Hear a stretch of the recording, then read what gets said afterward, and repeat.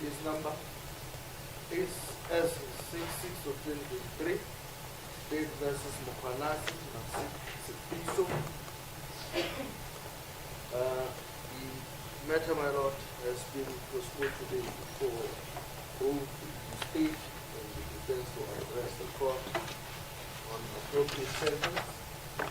Mr. Mashavera, still once again for the state. Court please, my lord, confirm appearance on behalf of accused number 1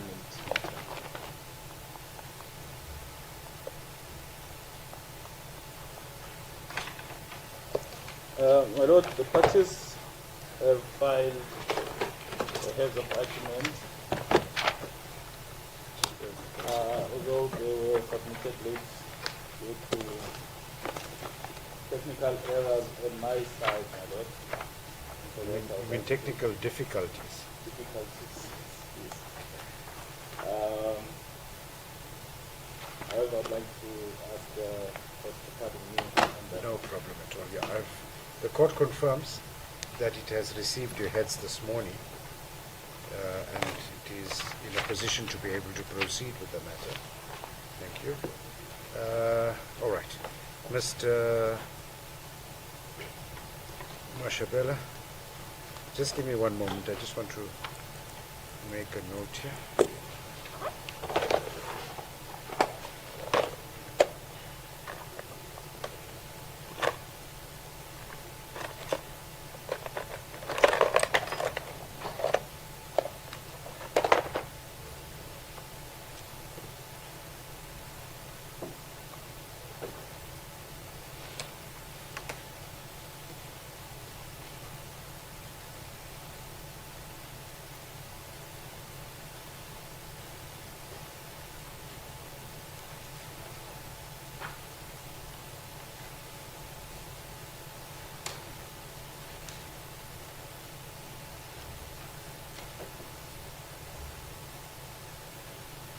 Thank you, Mr. Mashabela.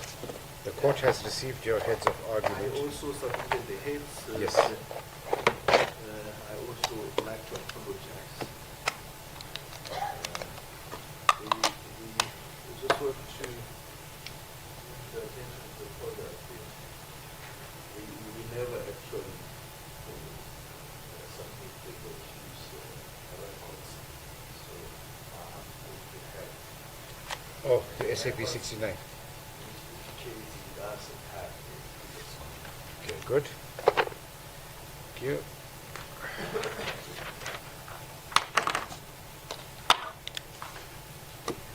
So the accused stands before this court as a first offender. As a court. And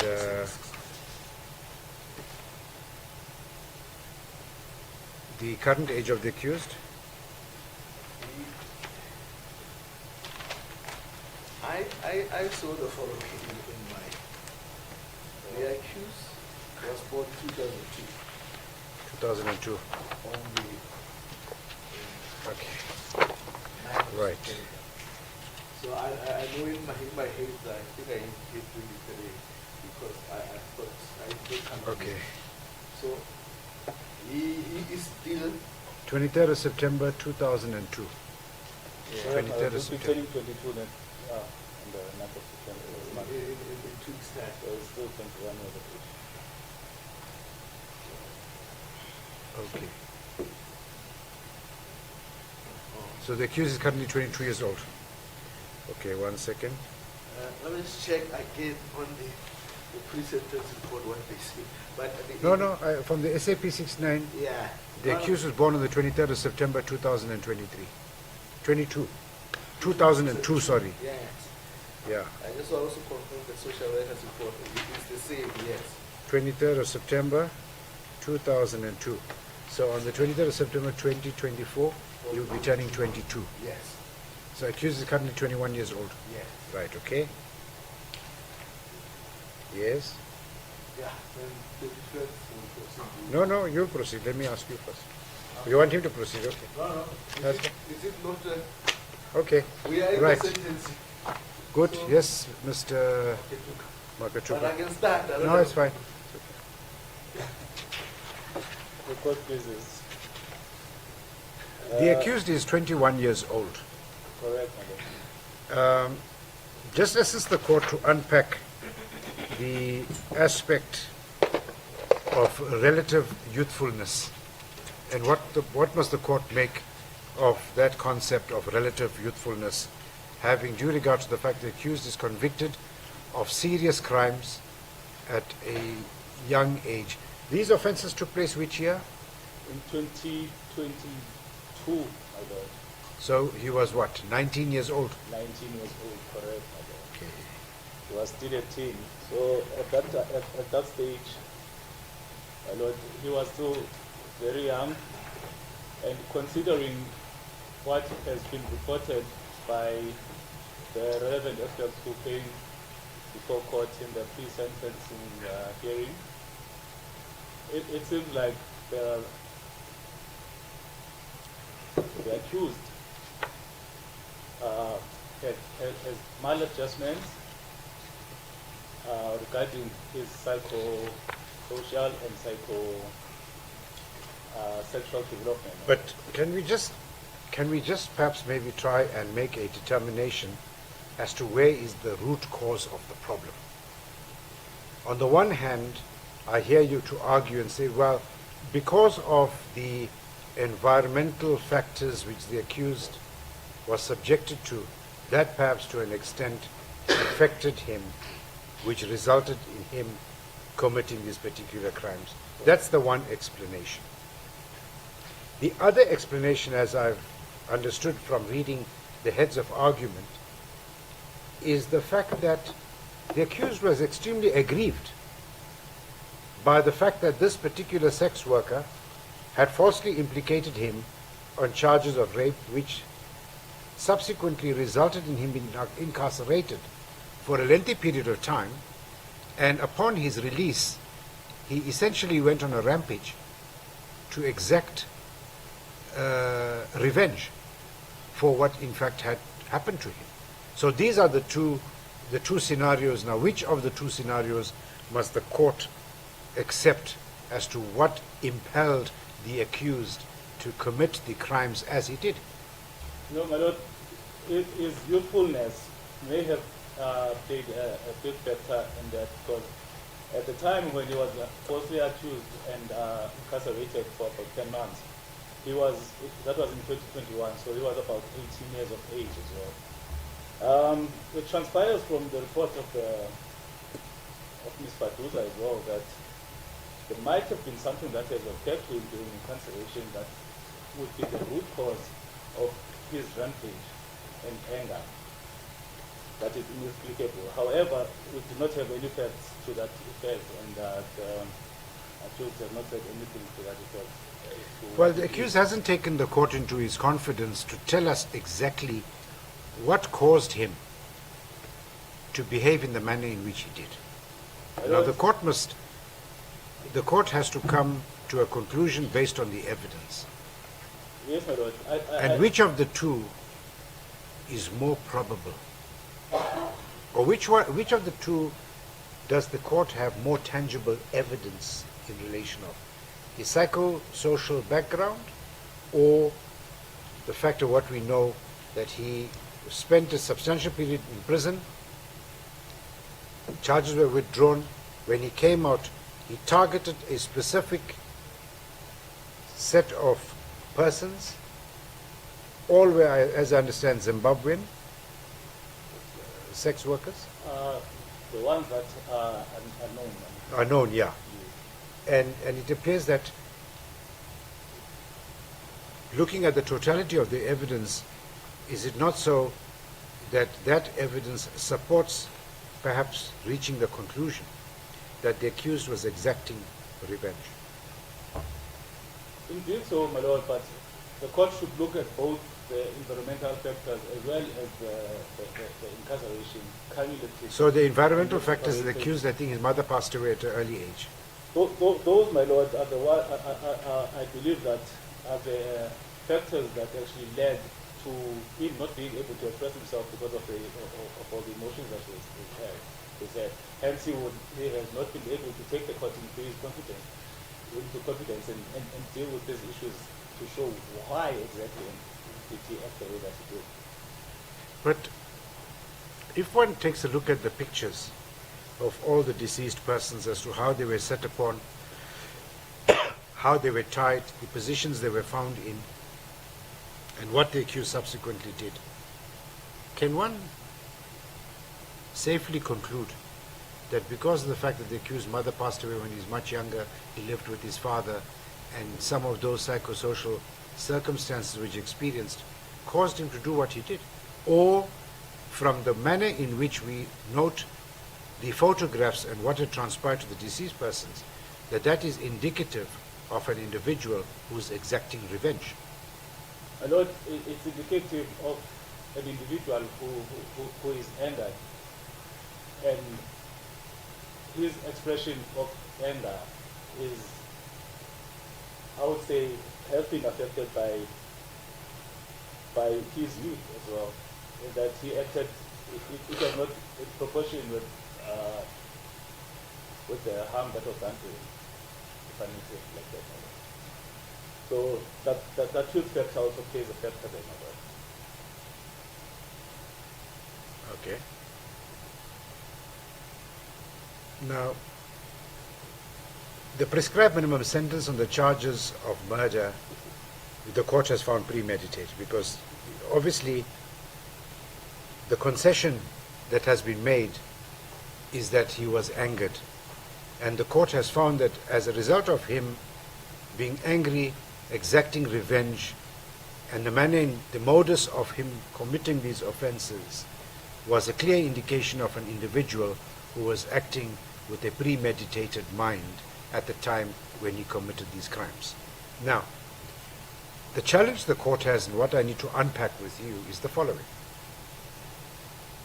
The prescribed minimum sentence to be imposed upon the accused in respect of each of the counts of murder is one of life imprisonment.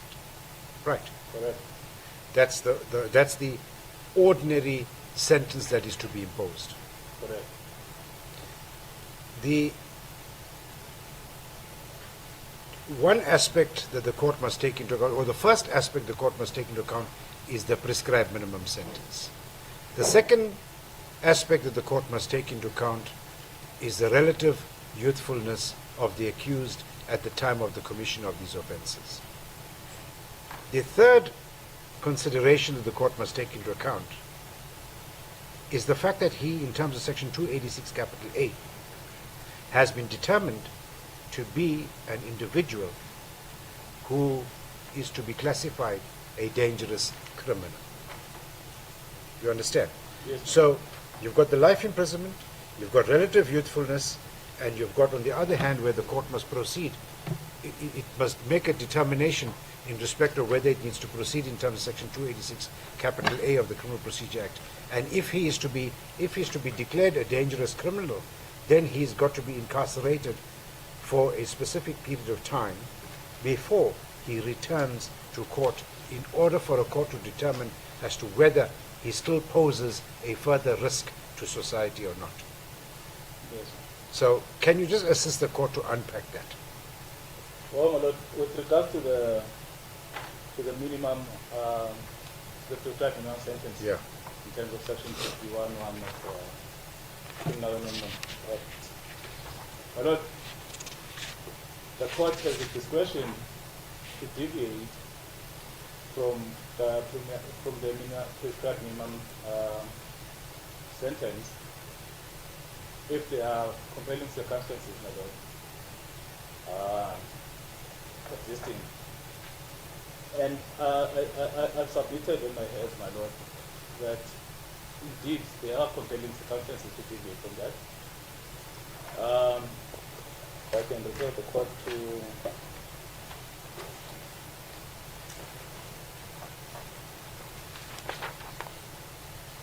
paragraph 21.2.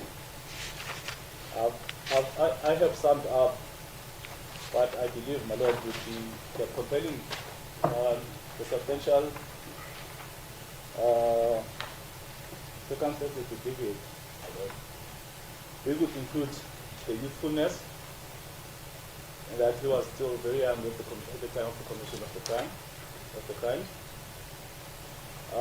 his psychosocial and psychosexual maladjustment, and that he attempted to plea bargain in terms of section 105A.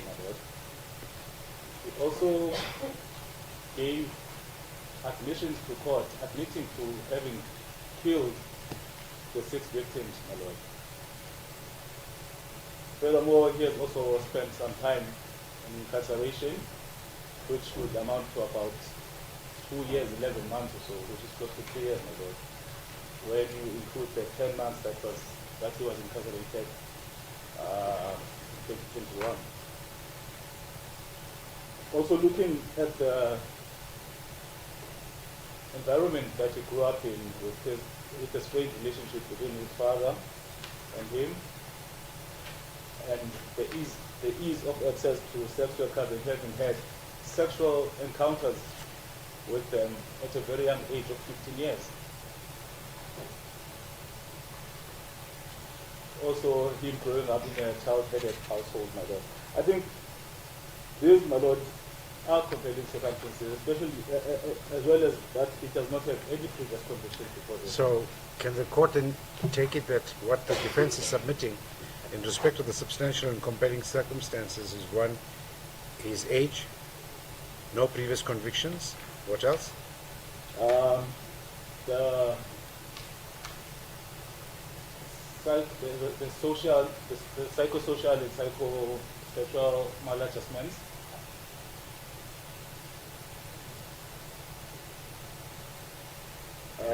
Also, the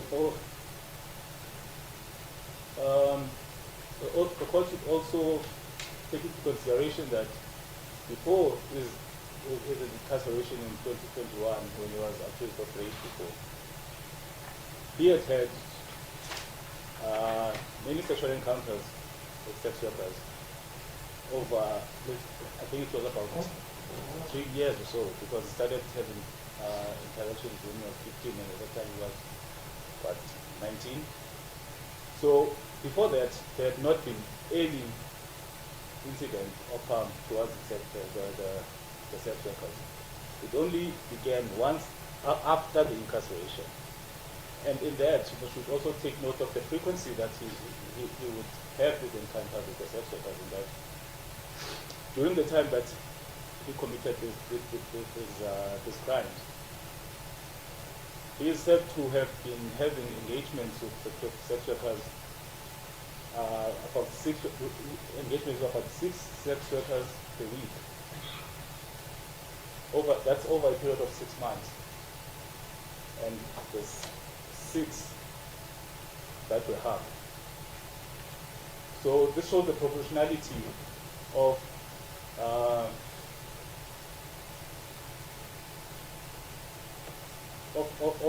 that he would not just harm any sex worker that would come across and have interactions with. And that I have addressed this on the paper. Now, what do you have to say about the fact that the state is asking for life imprisonment on the murder, and more importantly, the state is asking for 15 years imprisonment for defeating and obstructing the ends of justice? Let's unpack that for the court. My lord, I would understand why the state would want life sentence with regards to the murders. However, my lord, as mentioned before, I believe that there are compelling circumstances for the court to deviate from the minimum to the minimum sentence. My lord, the accused is still very young. If sentenced to a period that could be long term, and with the specified, the recommended interventions by the Tacheti who was on the stand, whilst he's incarcerated, my lord, I believe that he is a very good candidate for rehabilitation, and will be able to be reintegrated into society, my lord. And I believe that he should be given that opportunity so that he can be able to start his own family as well, my lord, because he didn't get an opportunity to do that. Now, you've heard the psychiatrist testify that the accused is a risk to society. Indeed, my lord. My lord, the And to, basis- sorry, and to that extent, before you respond, and to that extent, one could have understood if the accused was convicted of one count. But he's now been convicted of 6 counts of murder, 6 of rape, and you can see that these crimes were committed in a very heinous manner, with total disregard to the victims, and is the submission being made that if the accused were sentenced to 20 years imprisonment, that he, once he comes out at the age of 40 or 35 or whatever age he will come out at, that he'll be able to reintegrate into the society and he will not pose a risk despite what the professionals have testified before this court? I believe, my lord, that with the recommendation, there is a recommendation that when he is considered for parole or release, he may be referred to the psychiatrist that's contained. They can make a determination, and the parole board may be able to make a decision based on that, my lord. And am I correct in saying that there's a diametrical opposition between the state and the defense regarding the fact that if the accused hadn't been caught, he perhaps would have continued? The defense is saying, well, the accused in his mind thought it was enough is enough, and he left the body in the front for it to be discovered. The state case is different, to say, well, look, it so happened that he got caught with the last body.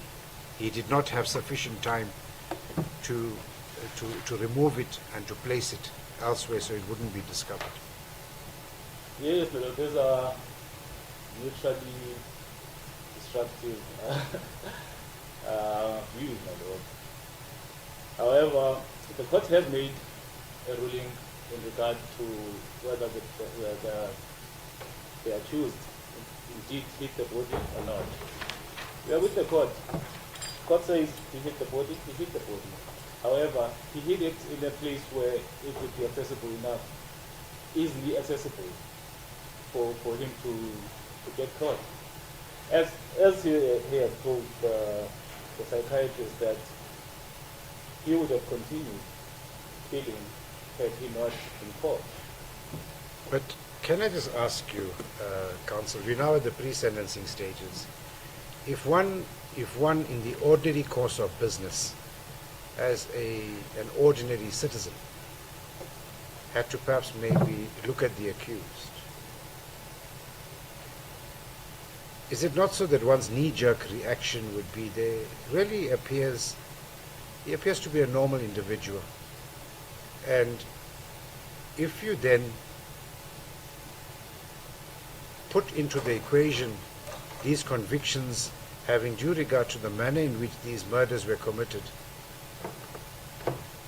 can one actually believe that he's the accused that in fact conducted himself in this particular manner and this is what he did?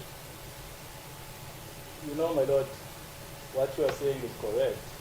One would look at the accused and would not think of him as the one who committed these heinous crimes.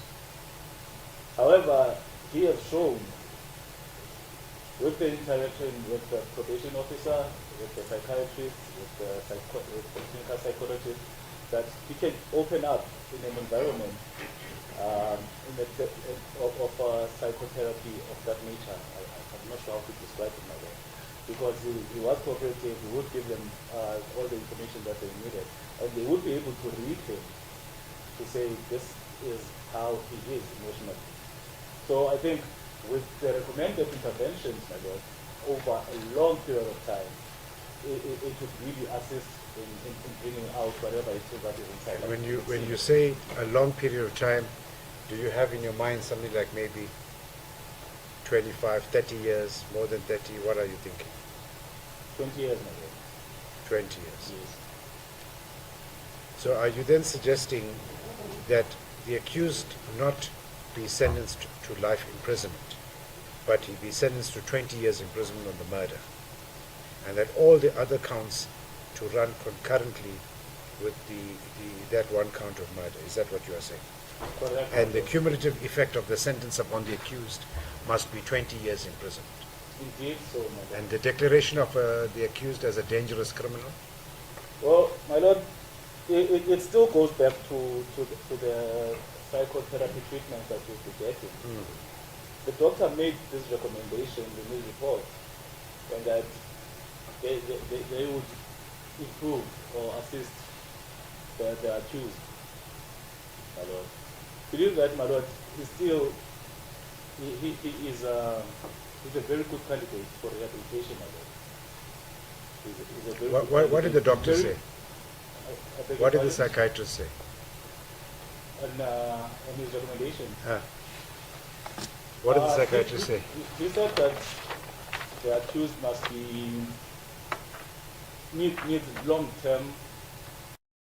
Let me just go through. It's on paragraph 8 of his recommendations of his report. Yeah. That needs long-term psychotherapy with behavior management within a structured and closely monitored setting with an appropriately qualified clinical psychologist who has training in sexual and violent crimes and deviant behavior.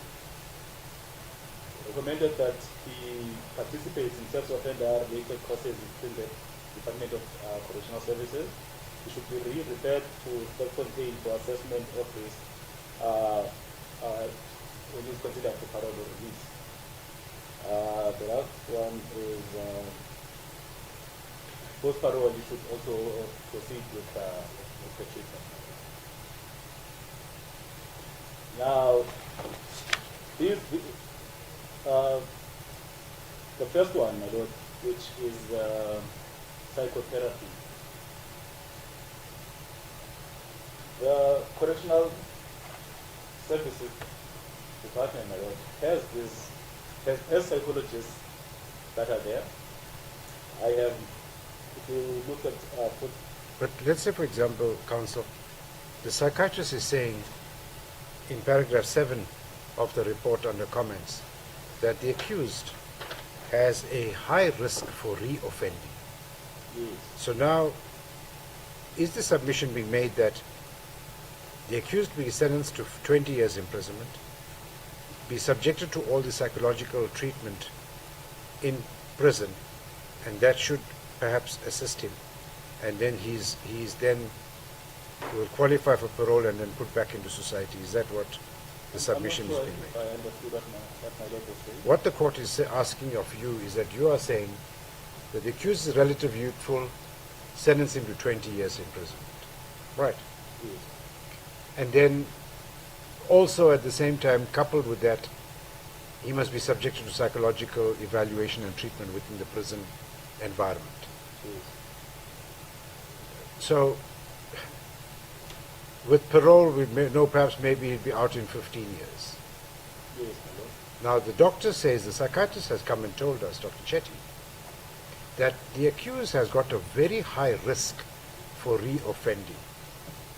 Do you believe that a short period of imprisonment with the necessary psychological interventions will be appropriate in the circumstances of the accused and the facts of this case and the convictions? I believe it would be a long-term period, my lord. Hence, I refer to the 20 years. However, So if I understand you, counsel, you're saying sentence the accused,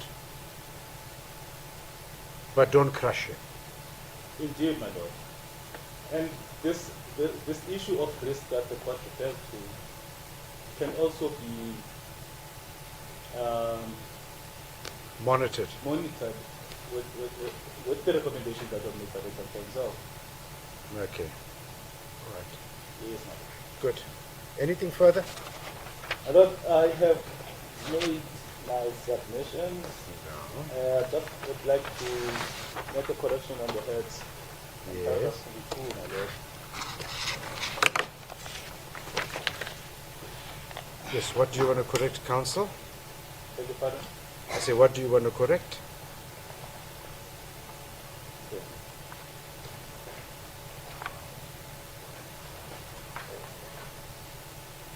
Okay. 22.3. The bullet point below should read 5 years imprisonment on each count respectively, wholly suspended. Oh, okay. You want to add in wholly suspended. Yes, my lord. And then it's just And why are you saying that that should be suspended? Especially in light of the fact that he took the bodies and he hid them all over the premises.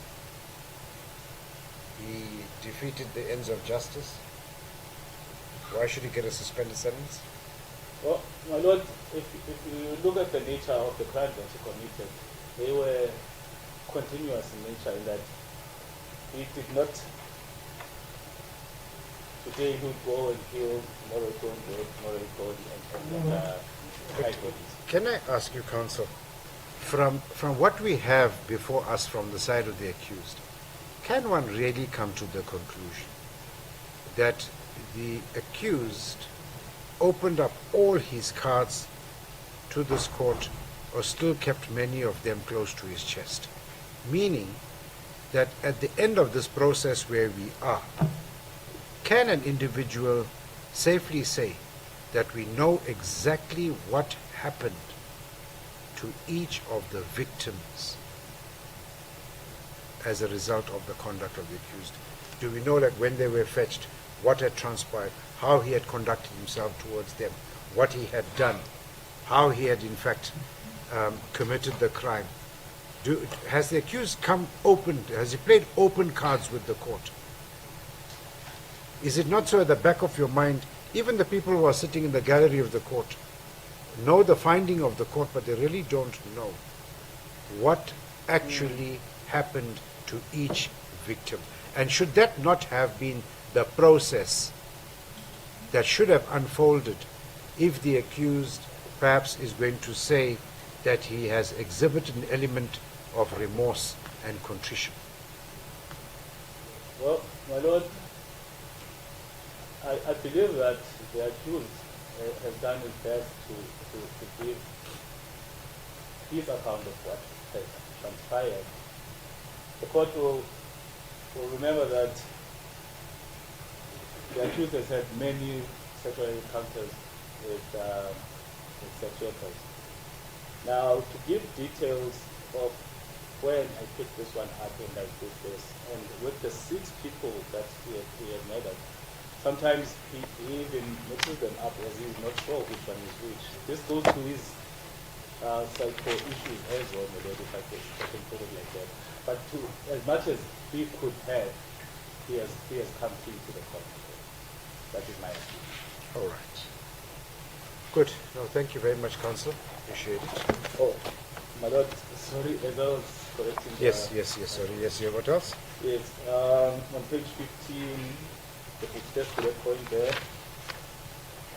Okay, no, I've got it, that one. And then 22.7, I said all the sentences shall run concurrently to the sentence in count 4 should be counting. We count what? What count? 2. 3. Count 3. Murder. Oh, count 4. yes, I got it. Thank you. All the court cases. Thank you. Good, thank you.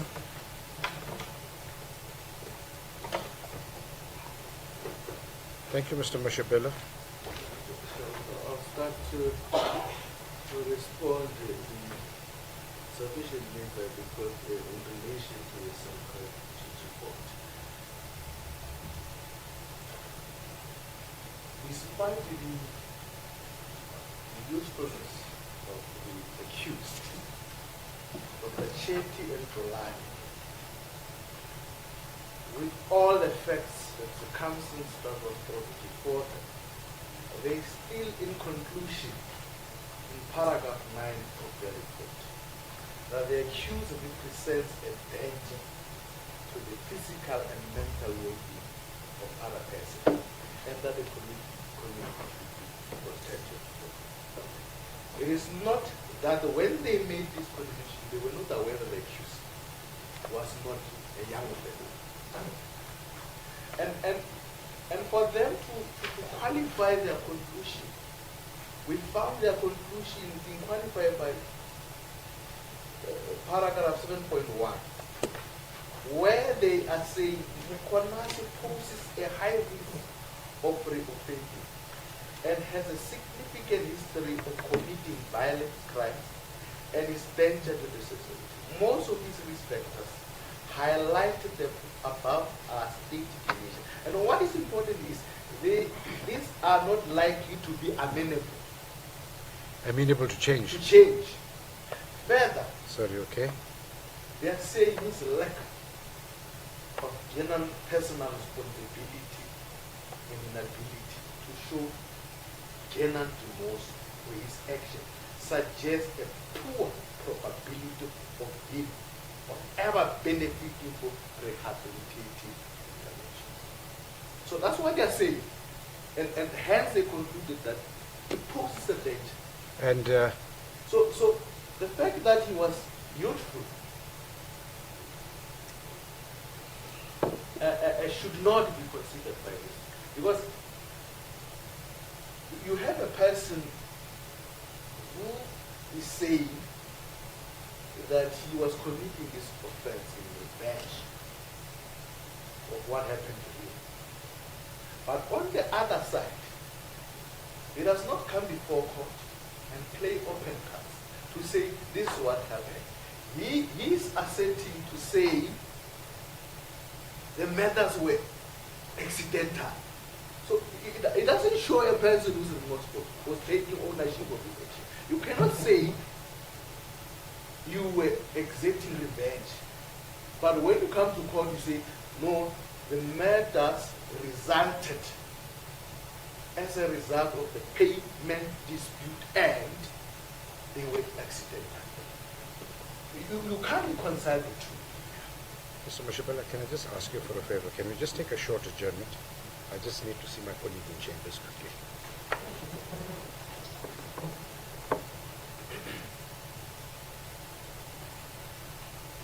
Court will just take a short adjournment. I'll see you back in a short while. All right. Good. Thank you.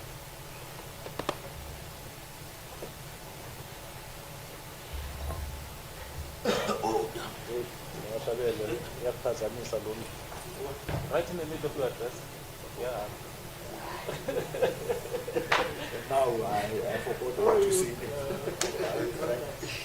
Good. Because I'm just for voice. But yeah, no way.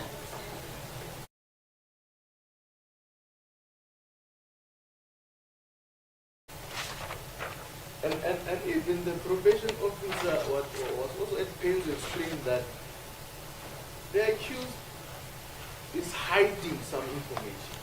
He's not coming forward. Because now, if you want to get the information as to what happened during the matter, the killing and the rapes, he said no, he can't remember. The only thing he remembers is that it was about the payment dispute and the matters were accidental. He can't tell us what actually happened, even up to now. So, must the court accept that these deceased persons were killed because there was a dispute regarding price, or must the court accept that they were killed because of revenge which the accused was exacting as a result of his earlier experience with one of the sex workers? And the court correctly rejected the fact that it was because of the payment dispute. And actually he told the psychiatrist, the probation officer, his own father to say it was in revenge. But on the other hand, you want to, spice it to say it was accidental. So the court should accept the fact. Accidental 6 times. Which 6 times. Can it be an accident? For 6 times? Yeah. No. There's no. Okay. Now,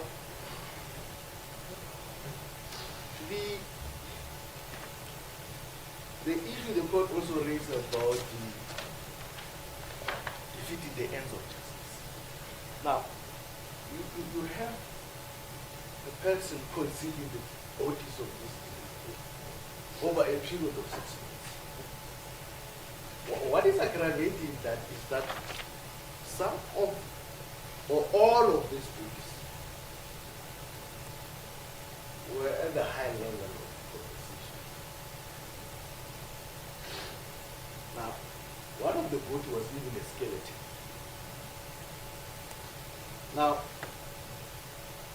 some of this body, 3 actually, as we speak now, they were not identified because of the level of the conversation. Now, is this kind of an offense where you say, is it defeating the ends of justice where the accused just dumped the body? The facts of this case are different in the manner in which these bodies were concealed. One of the bodies was actually burned, was charged. The remains could not be seen. And this was over a period of 6 months. So for him to come and claim that, and the court also rejected that he was not hiding one of the bodies, it is also a fact that cannot be accepted because you had 6 months from April to October. He has time to reflect on what he was doing. He had time to come out to say, Father or the colleague, I've done this terrible thing and I've hidden the bodies.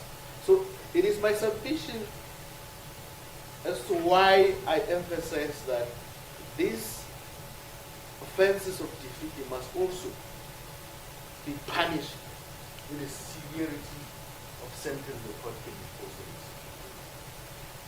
Now, Section 51 of Act 105 says life in prison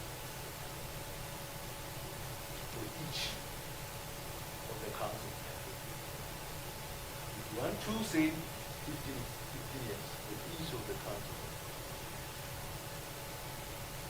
And it doesn't say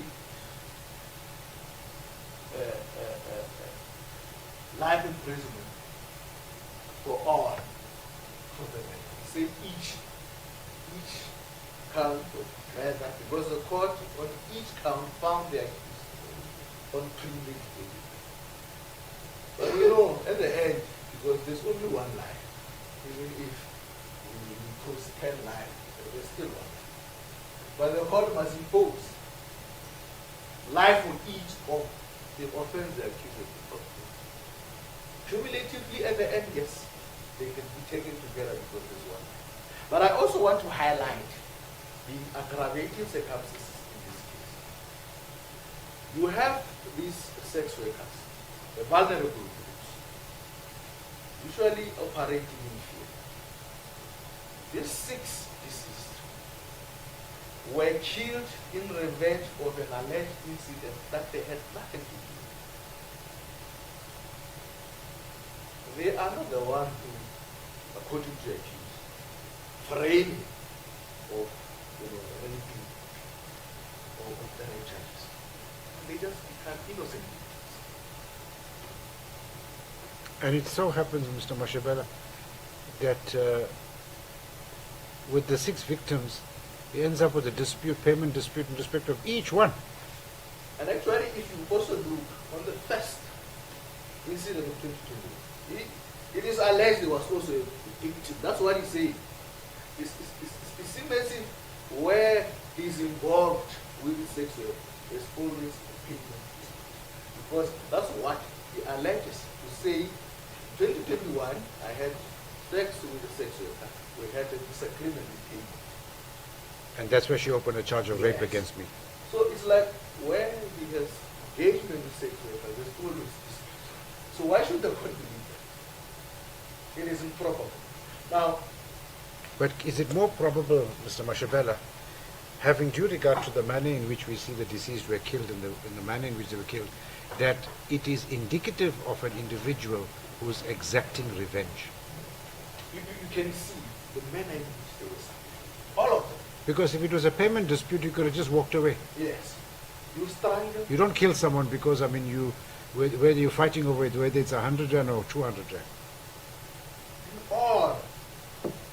All five of this is common denominator. You suffocate, you strangle, you tie, you bound them. It's just an indication that this person was, exacting, I don't know, the highest form of revenge.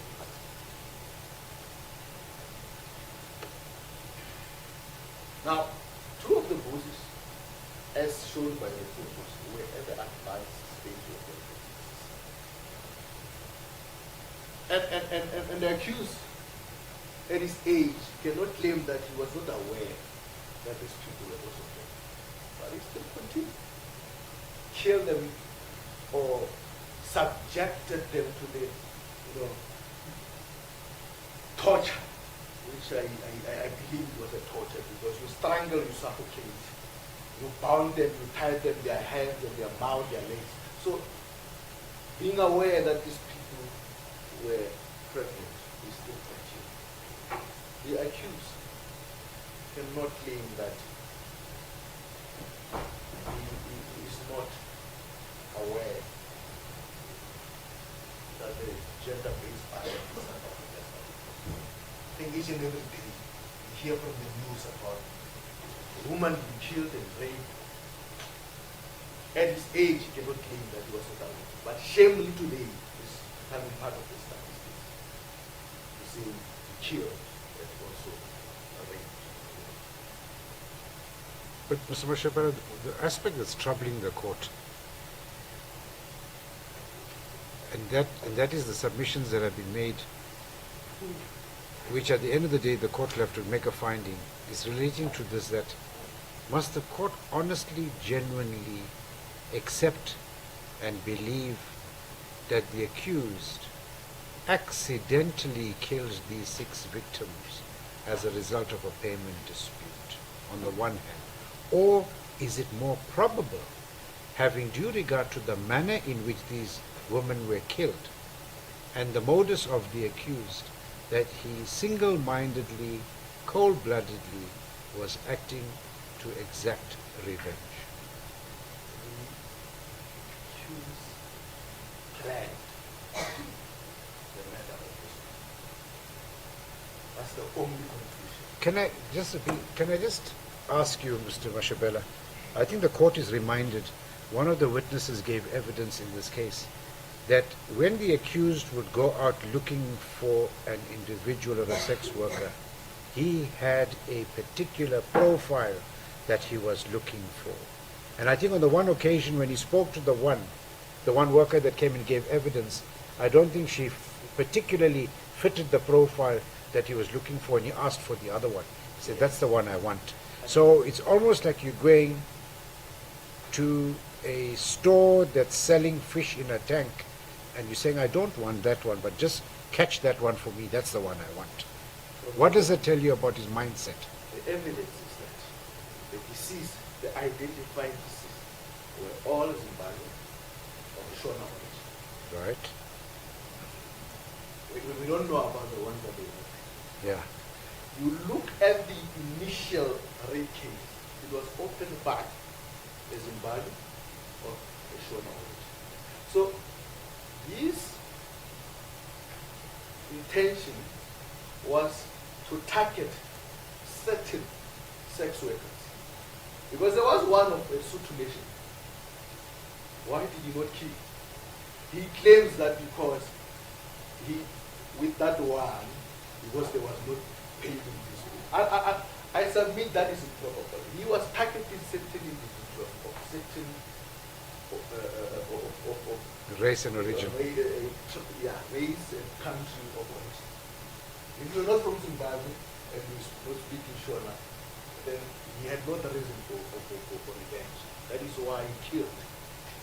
And I'm not trying to speculate. I'm Yeah. also thinking that the ones that he also killed, unidentified, could be also. And the witness that testified here, who gave that evidence, what was her nationality?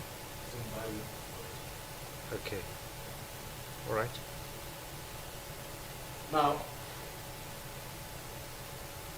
he is creating this fear among sex workers. You know, the sex workers are spotted, they are the most vulnerable. And as a result of this killing, they are now operating. It is not for us to judge them, but what they are accused to them is very terrible. The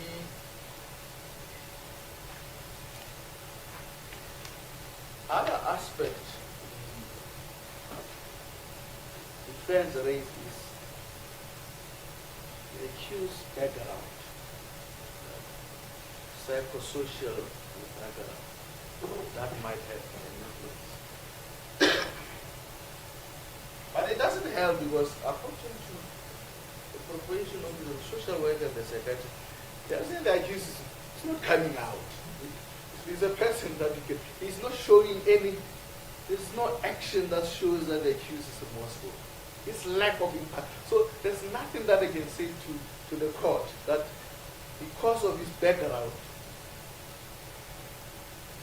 resulted in him committing this offense. Because he's just keeping quiet. Even today, the accused was convicted based on the limited information that we have. He did not come and testify. Or he was taking advantage of the fact that he committed this offense alone.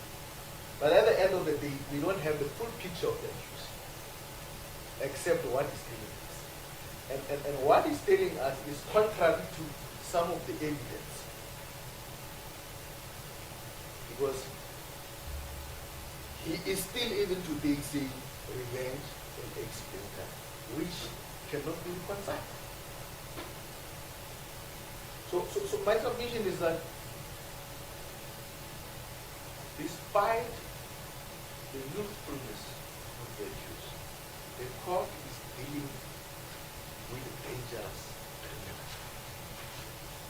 And I concur with the report of the psychiatrist that we are dealing with a dangerous, and the accused must be declared as such.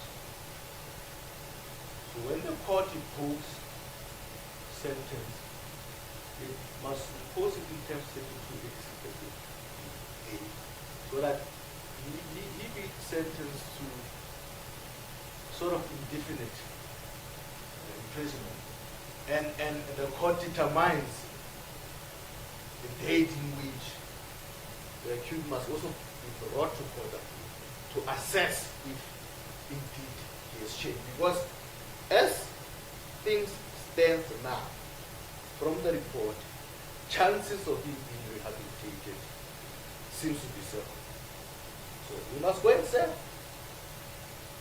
After 25 years, be brought again and see if he has not yet changed. Because if he has not changed, he must again be sentenced again. The court should know the risk of just sentencing the accused without invoking that section. So my submission is that there's no substantial proper circumstances for the court to deviate from the minimum sentence, and further the court must also declare the accused of dangerous.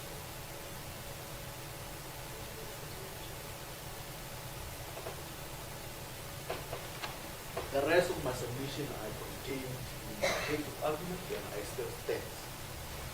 I have also referred the court to some of the case law as to how the sentence should be imposed. Yes. Thank you.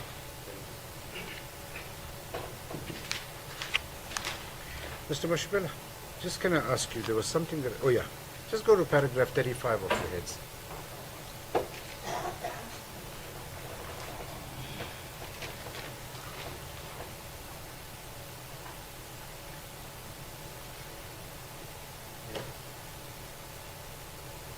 You say in State versus Shaw, Yeah. The accused was convicted of murder of his 2 young children. Yes. He killed his children in a way of punishing his wife for resisting his control.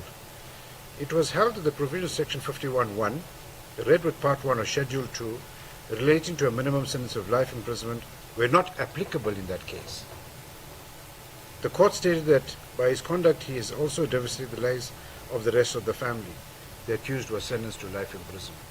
So you're saying the court found that life imprisonment was not applicable, but still On 2.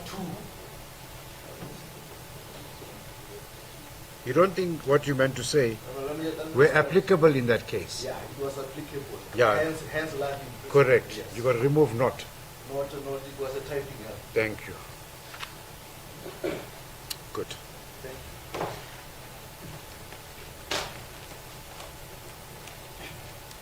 Mr. Makatoka, anything to say?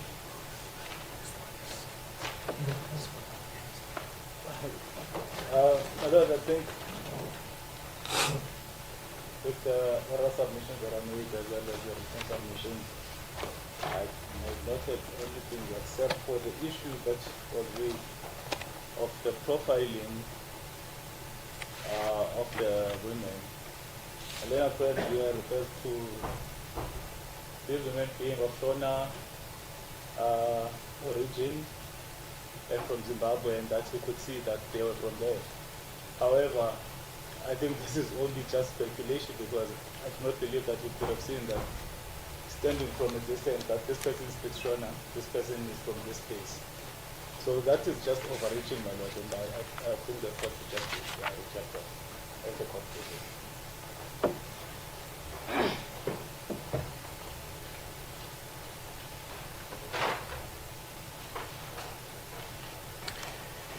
Good.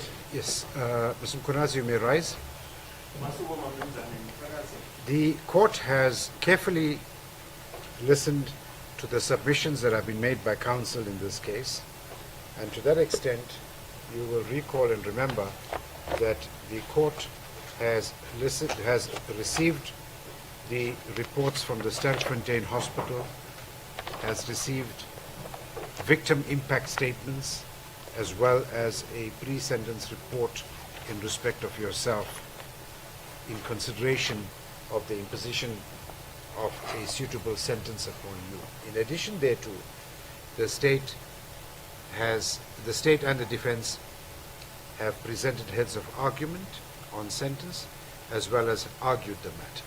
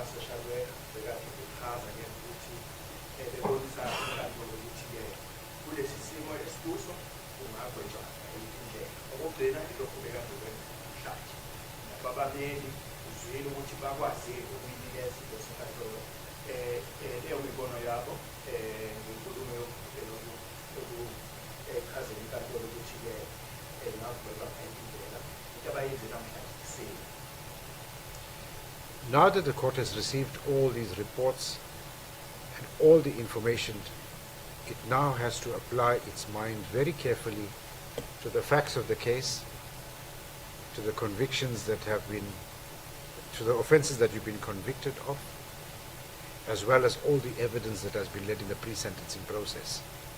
And in order for the court to be able to do that, it has to then sit down and very carefully look at the totality of all the documentary evidence as well as the submissions that we made in respect of these pre-sentence proceedings, and accordingly will have to apply its mind very carefully in order to properly exercise its discretion in the imposition of a suitable sentence upon you in respect of the offences of which you have been convicted of.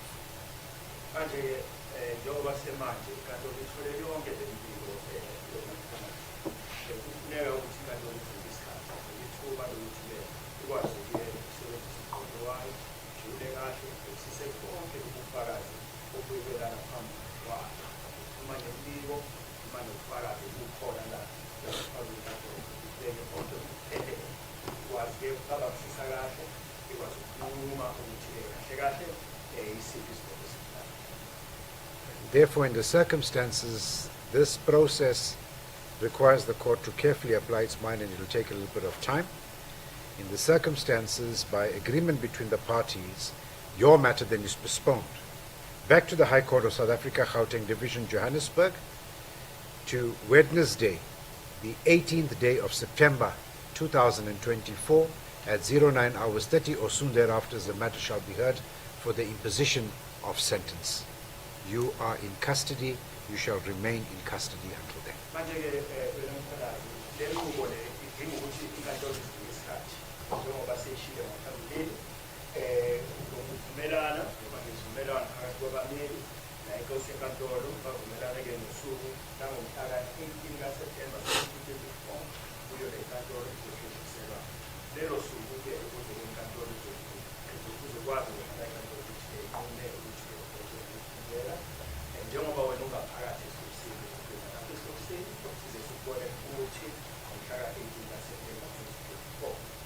So on that day, you will be sentenced and the matter will be finalized.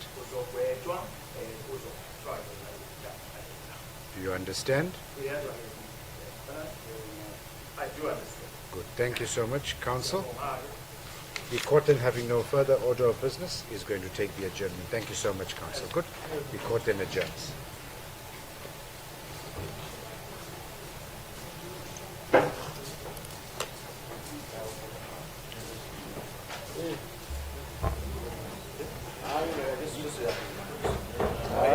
Mr. Mashabel, it's up to the judge. Everything has been done.